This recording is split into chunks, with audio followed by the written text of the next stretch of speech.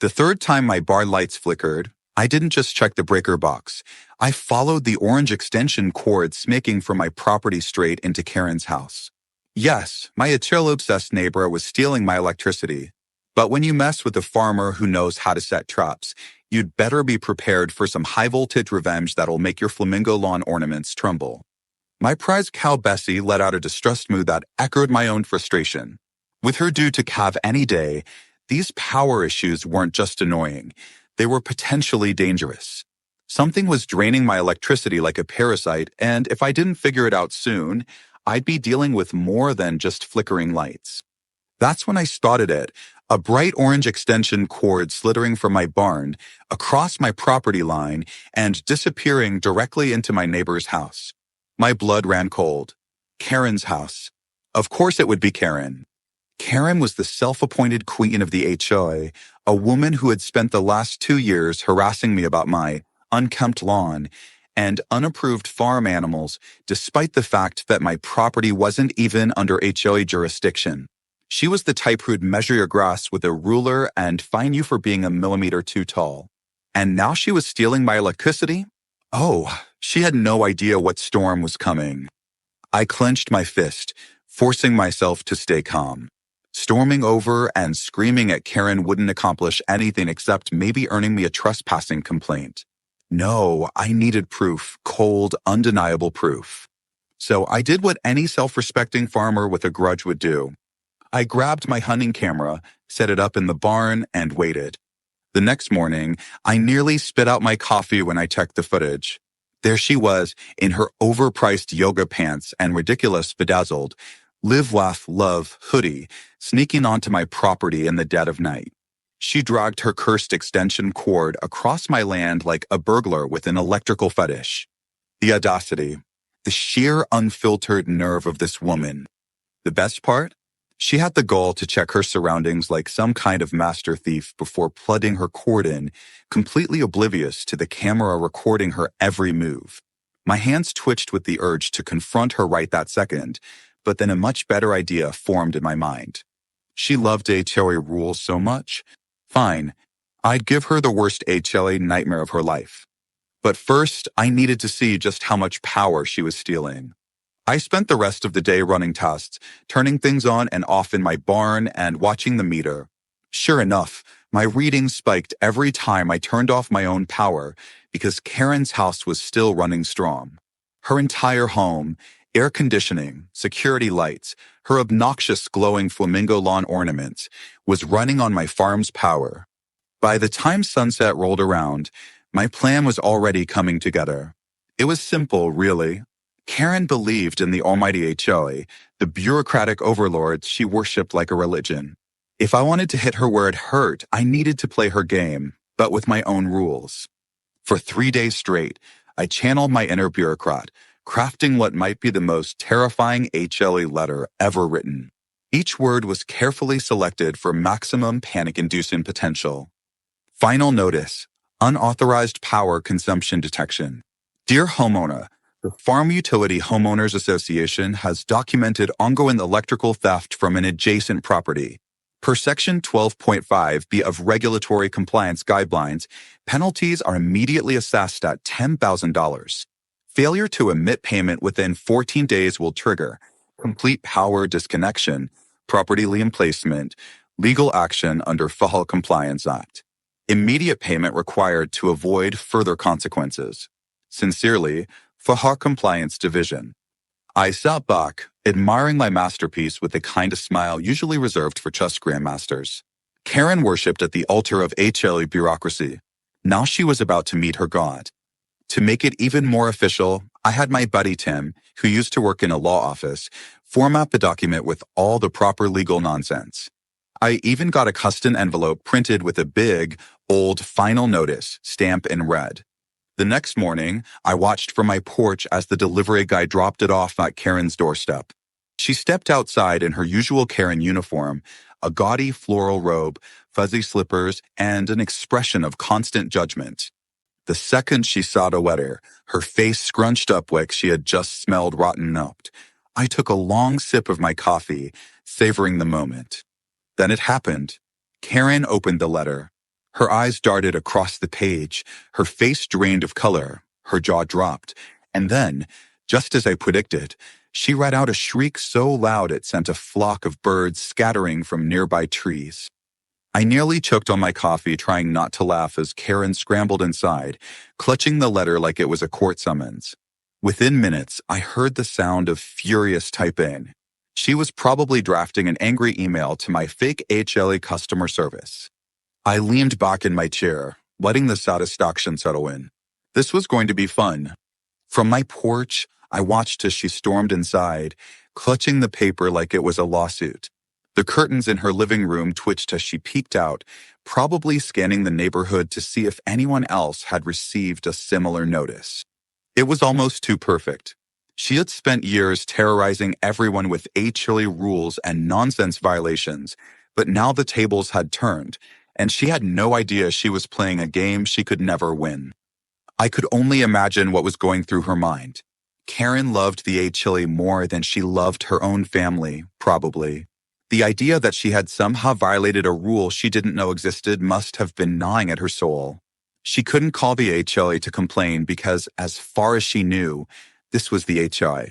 She also couldn't just ignore it. Ignoring HOA notices was a sin in her book, punishable by extreme panic and frantic phone calls.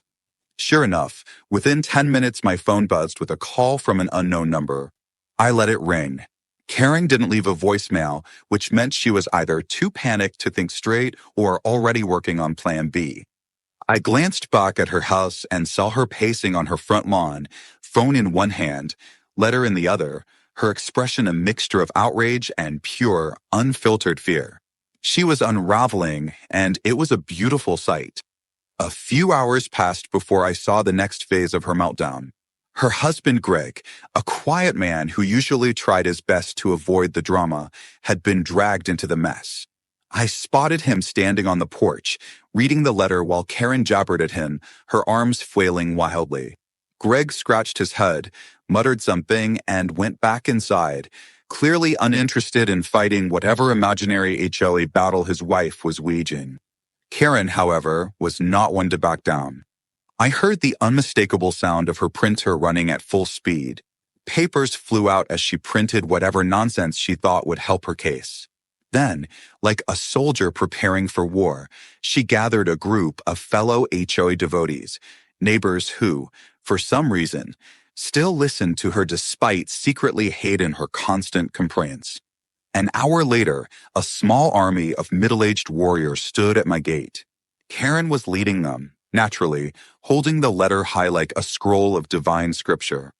I stepped outside, leaning against my porch railing. "Afternoon, Karen," I said, playing dumb. "Something wrong." Her face twisted in frustration. "Jake," she snapped, shoving the letter toward me. "Do you have any idea what this is?"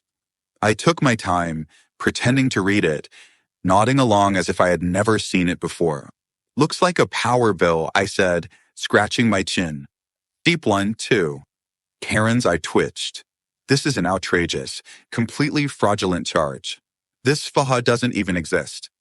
I raised an eyebrow. "Of course it exists. It says so right there on the letter." Karen's loyal followers exchanged nervous glances. HOA rules were their Bible, and if Karen was losing faith in one, it put them in a very uncomfortable position. One of them, a lady named Patricia, shifted uncomfortably. "I mean, is it an official notice?" Patricia began. Karen looked around, glaring at Patricia so hard the woman actually took a step back. "It's not official. A scam. Some idiot is trying to con me out of $10,000. I feigned concern. "That's awful, Karen, really. But, just a thought. Why did you get this notice in the first place?" Karen stiffened. "I don't know." I smiled. "Didn't plug into someone else's electricity, did you?" Color drained from her face for just a moment before she recovered, puffing herself up like an angry peacock. "That is a ridiculous accusation. I would never." Before she could finish, I pulled my phone from my pocket and tapped the screen. Hidden camera footage played, showing her sneaking onto my farm, plugging in that ridiculous extension cord, and scurrying back to her house like a raccoon caught in a garbage can. The silence that followed was magical. Karen's mouth opened and closed, her brain desperately trying to come up with an excuse. Her loyal followers slowly backed away, pretending they suddenly had urgent business elsewhere. I sighed dramatically. Look, Karen, I hate to escalate things, but I gestured toward the letter. This is serious business. You might want to just pay the bill and move on. Karen's nostrils flared. I am not paying a fake power bill. I shrugged. Then I guess we'll have no choice but to take action. She stomped her foot. There is no fail. Funny, I said, pulling out another piece of paper, because I just received confirmation from the FOHA compliance office. I handed her the official audit report, which was nothing more than a printed out spreadsheet with a few made-up numbers. Says here your house has been drawing more power than any other in the neighborhood. That's a serious violation. Karen made a sound somewhere between a growl and a scream. She turned on her heel and stormed back to her house, slamming the door behind her. I knew this wasn't over. Karen never accepted defeat, no matter how obviously wrong she was. She'd fight this, try to find some loophole or ridiculous excuse. But I had one final move left, and it was going to push her right over the edge. I picked up the phone and made a call. Hey, Tim, you still got that suit and clipboard? Tim laughed on the other end. Oh, this is going to be good. Damn right, I said. Time to send to me, Inspector. The next morning, I sat on my porch with coffee, waiting for the final act of this masterpiece to unfold. Karen had gone radio silent after our last conversation, which meant she was either plotting a counterattack or trying to erase any evidence of her little power heist. Either way, she had no idea what was coming next. Right on schedule, Tim arrived in his finest disguise, a cheat suit, clipboard in hand, and an expression of absolute authority. He had worked in a law office before, but he could have been an actor with the way he carried himself. With his hair slicked back and glasses perched on the edge of his nose, he looked every bit the official inspector he was pretending to be. I gave him a quick nod, and he marched straight toward Karen's house with the kind of confidence that made people nervous. He didn't even knock. He just rang the doorbell 3 times, like he had better things to do than wait. From my porch, I could hear Karen shuffling inside.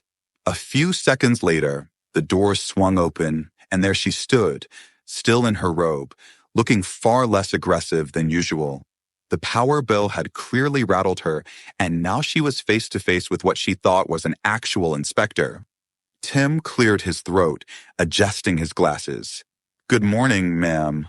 I'm here to conduct an official compliance review regarding unauthorized power usage under the Farm Utility Homeowners Association.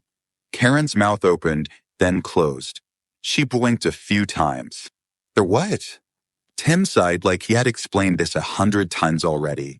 Farm Utility Homeowners Association. FUCHA. You should have received a notice. Karen clutched the letter she had been waving around yesterday, holding it out like it was a shield. This is a scam. I don't owe anyone $10,000. Tim flipped through his clipboard, nodding like he was reading something important. Well, ma'am, according to our records, your property has been consuming an unauthorized amount of electricity that places you.